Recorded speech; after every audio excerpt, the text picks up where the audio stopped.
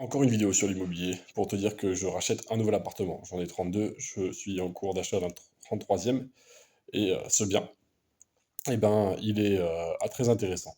Et c'est un type de bien que tu aurais pu acheter pour commencer. Donc si tu veux, je te ferai pas mal de vidéos, je te ferai visiter ce bien parce qu'il y a pas mal de gens qui, dans les commentaires, m'ont dit que j'étais un menteur. Tu peux regarder sur ma dernière vidéo. Beaucoup de commentaires où des gens pensent que je dis n'importe quoi. C'était ma vidéo, mes 12 000 de loyer. Mes 12 000 euros en un mois de loyer. Eh ben, je sais que ce que je fais, je le connais. Et justement, j'ai fait dans mes vidéos, j'ai filmé pas mal de mes appartements. Donc, contrairement à plein d'autres investisseurs, si je filme mes appartements, c'est que je te montre les choses, c'est que je te mens pas. Je me ferais pas chier à filmer des appartements si j'étais un menteur, je ne filmerais rien du tout. Je te montrerais pas l'intérieur des appartes. Je te dirais pas ces choses-là.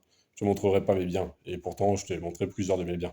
Je t'ai pas montré tous mes biens parce que j'ai pas que ça à faire de faire des vidéos YouTube. Je dois gérer je bosse, hein, j'ai un compte à faire, je gère mes travaux. Et j'ai pas mal depuis, j'ai ma vie perso, mon sport, la salsa, la bachata, etc. Plein de choses de ma vie quotidienne, mais je ne fais pas que te faire des vidéos sur YouTube. Mais en tout cas, si tu peux voir sur mes dernières vidéos, elles sont pas forcément très visibles parce qu'il n'y a pas beaucoup de vues, mais tu peux regarder, il y a pas mal de mes apparts que je te fais visiter. Donc ça serait surprenant que je te montre alors que je te montre mes apparts. Et après, il suffit de regarder mon nom, prénom, et tu verras que avec toutes mes SAS et mes SCI, tu comprendras bien que oui, j'ai un patrimoine. Parce que si j'avais pas mal de SAS et de SCI, bah, ça serait quand même ridicule de payer des frais de comptabilité, des frais bancaires, etc. chaque année pour avoir juste des coquilles vides, des sociétés avec rien dedans. Ça serait un peu ridicule. Il suffit de regarder, hein. Tu fais ta recherche, mon nom, prénom, tu verras que j'ai des SAS et des SCI, que j'en ai beaucoup. Et au moins, tu comprends que derrière, il y a forcément une activité. Il n'y a pas un menteur qui te dit n'importe quoi comme beaucoup d'autres. Moi, tu peux aller faire tes recherches et vérifier. Donc, avant de dire menteur ou quoi que ce soit, bah, mon petit coco, plutôt que d'être un jaloux comme beaucoup de gens qui commentent, bah, inspire-toi de moi, plutôt que de critiquer et de ne rien faire. Inspire-toi de mon histoire. Dis-toi que oui, tu peux acheter des biens, tu peux trouver des biens pas chers, tu peux faire des bonnes affaires. Et que plus vite tu commenceras, plus rapidement, tu auras une vie différente. L'immobilier n'est pas facile, je te mentirai pas. L'immobilier, c'est du stress, des tracas, surtout quand tu ne connais pas, surtout dans tes débuts.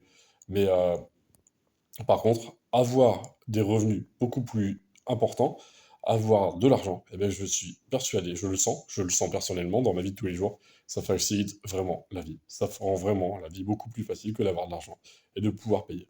T'as du placo à faire, tu peux payer. Bah, la vie, elle est plus facile. T'as de l'électricité à faire, tu peux payer. La vie, elle est plus facile. T'as envie de partir en vacances parce que t'es crevé et t'en as marre. T'as besoin de te ressourcer, d'avoir de l'énergie. Eh ben, c'est quand même plus facile quand tu peux payer tes vacances et te barrer assez facilement. Même si c'est 3 jours par-ci, 4 jours par-là, juste pour reprendre de l'énergie. C'est quand même beaucoup plus facile et ça t'évite quand même d'être en burn-out parce que rester toujours au même endroit, franchement, mentalement, pour se ressourcer, c'est pas toujours terrible.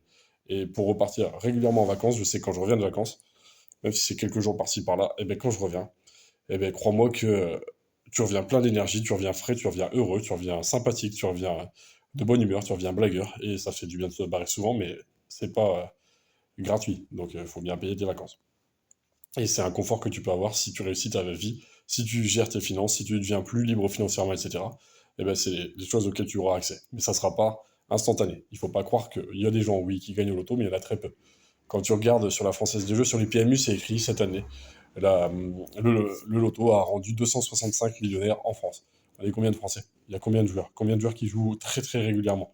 265 personnes qui deviennent millionnaires grâce au loto chaque année en France, bah, franchement, je trouve ça nul. Et moi, quand je lis ça, bah, ça me donne pas envie de jouer souvent au loto. J'y joue peut-être 3 fois par an, mais quand je vois que sur les PMU, c'est écrit que seulement 265 personnes sont devenues millionnaires avec ça, je me dis, franchement, c'est pas beaucoup, hein. Tandis qu'en immobilier, ben, tu lèves des fonds, tu lèves des fonds, tu lèves des fonds, le maximum de fonds possible. J'insiste là-dessus. Tu me comprendras sûrement pas parce que tu n'es sûrement pas dans le milieu, tu n'es sûrement pas dans l'immobilier. Mais oui, il faut lever des fonds. Il faut lever des grosses sommes et les placer, les investir, et ensuite avoir un retour sur les sommes que tu as placées et empruntées. Mais sinon, ça sera compliqué. Si tu n'as pas beaucoup d'argent et que tu ne lèves pas d'argent et que tu as peur de lever de l'argent, tu n'iras pas loin. Et j'ai un copain qui a été très fort en immobilier, qui a commencé avant. Et j'ai pas du tout la même stratégie que lui. Mais lui, il n'a pas hésité à lever énormément de fonds très jeune. Et moi, j'ai eu beaucoup plus peur de lever des fonds. J'étais moins rapide que lui. Je suis pas très peureux, hein, quand tu vois que j'ai acheté pas mal d'appart. Mais j'ai été plus peureux que lui, j'ai mis du temps. Au début, mon premier immeuble, qui était à 35 000, j'avais acheté cash, parce que j'avais toujours économisé depuis que je suis tout petit. Je dépensais strictement rien depuis, et puis j'avais toujours travaillé toute ma vie, même quand j'étais étudiant, bah, j'ai toujours bossé. Pendant toutes mes vacances scolaires, etc. Donc j'avais toujours fait un peu d'argent, économisé cet argent, et ensuite, bah, comme je dépensais vraiment strictement rien, je mangeais que des pâtes, des sardines ou du riz. Des sardines, ça coûte vraiment pas cher, il suffit de regarder. Et quand tu achètes tes aliments en regardant le prix au kilo, bah, tu fais des économies. Donc j'avais pas mal d'économies que j'ai placées. Mais, euh, mais c'est ce que je voulais dire. Donc nouvel appart que je suis en train d'acheter, un bien qui, pour un débutant, est assez facile, un bien à 37 000, il était à 49, j'ai négocié à 37. Euh, c'est pas ma meilleure affaire.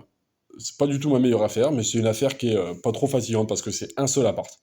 Un seul appart, quand tu le fais rénover, bah, c'est pas grand chose à penser. C'est pas beaucoup de matériel à aller récupérer. C'est pas beaucoup d'argent à dépenser pour un appart. Si tu as un immeuble de 15 apparts, un immeuble de 600 mètres carrés, plus création de surface de 100 mètres carrés comme j'ai mon avant-dernier projet. Avant l'appart que je suis en train d'acheter, il y a un immeuble de 600 mètres carrés plus des surfaces ajoutées. Et ben, c'est beaucoup d'argent à dépenser. C'est des sommes énormes en fait, parce que il y a des travaux, des travaux, des travaux. Il faut créer, il faut faire 15 salles de bain, il faut faire 15 cuisines, enfin, c'est de l'argent en fait. Tandis qu'un seul appart, bah, c'est beaucoup moins d'argent. Enfin, pour là où j'en suis actuellement, quand j'ai un seul appart à rénover, bah, ça me met pas en difficulté du tout. C'est assez facile en fait. Donc, tu vois, c'est une croissance, une vitesse de croissance très faible. Si par contre si tu achètes un seul appart par un seul appart, la vitesse de croissance, quand tu as un patrimoine de 32, et si tu achètes un appart, un appart, un appart, ta vitesse de croissance, elle n'est pas très élevée. Mais par contre, ton confort de vie, il est là. C'est pas très difficile à vivre. Parce que, comme je te dis, l'immobilier, c'est de l'argent à gérer, des dépenses à gérer et des levées de fonds à faire. Et donc, tu as quand même des rentrées d'argent. Mais si tu investis beaucoup plus, si tu investis tout ce qui rentre, donc oui, tu vas croître rapidement, mais par contre, tu vas fatiguer aussi. Donc, c'est ça le corollaire. Donc, je faisais juste une vidéo bilan par rapport à ce bien. Je te ferai des vidéos. Je te montrerai l'intérieur de cet appart. En dessous, tu as mon guide pour bien l'acheter. Tu peux regarder. Il est offert. Et il y a pas mal de conseils. Il fait plusieurs pages. Je t'ai fait un Word. Il n'est pas très beau. Mais par contre, il est bien rempli. Et c'est ça le principal. Parce que je peux te faire une jolie page où il n'y a rien d'intéressant pour toi, mais je préfère te faire une page bien remplie, selon moi, plutôt qu'un truc joli, mais un truc où tu apprends quelque chose, quoi. Et un truc qui te sert à quelque chose, qui t'évite les erreurs. Et je trouve que c'est ça le principal. Je te souhaite le meilleur. N'hésite pas à me dire quel type de vidéo tu voudras avoir. C'est Flavien. Prends soin de toi. Et n'oublie pas en parallèle, de bosser, bosser, bosser. Prends aussi du temps pour toi. Là, ces temps-ci, tu vois, je me rends compte que souvent, je me fixe des objectifs. C'est très bien, hein. C'est très bien de vivre dans le futur et pour l'améliorer. Mais il faut aussi prendre soin de soi. Et maintenant, je sors régulièrement faire des soirées salsa, bachata, etc. Je fais mon sport, j'ai toujours fait du sport toute ma vie, donc sauf quand j'ai pété mes deux jambes où j'ai continué le sport. En centre de rééduc, il y a un petit gymnase. Et quand j'ai pété mes jambes, première semaine, et ben au final, avec mon fauteuil roulant, une jambe tendue, j'avais une jambe qui était tendue comme ça, tu vois. Et ben j'ai essayé d'aller jusqu'à Basic Fit, il y avait à peu près 2 kilomètres à faire en fauteuil pour arriver à Basic Fit. Et au final, au bout de 300 mètres après avoir quitté l'hôpital avec mon fauteuil, je me retrouve coincé comme ça, avec mon fauteuil roulant entre deux trottoirs. Impossible de remonter le trottoir, j'avais pas de système anti-bascule à mon fauteuil, donc impossible de remonter le trottoir moi-même tout seul.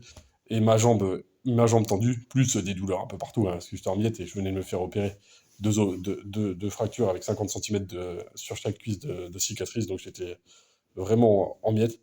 Mais pour moi, c'était inconcevable de me laisser mourir dans mon fauteuil. Il fallait que je continue ma muscu, chose que j'avais toujours faite. Ça fait partie de mon hygiène de vie et je l'ai continué. Et il y a deux jeunes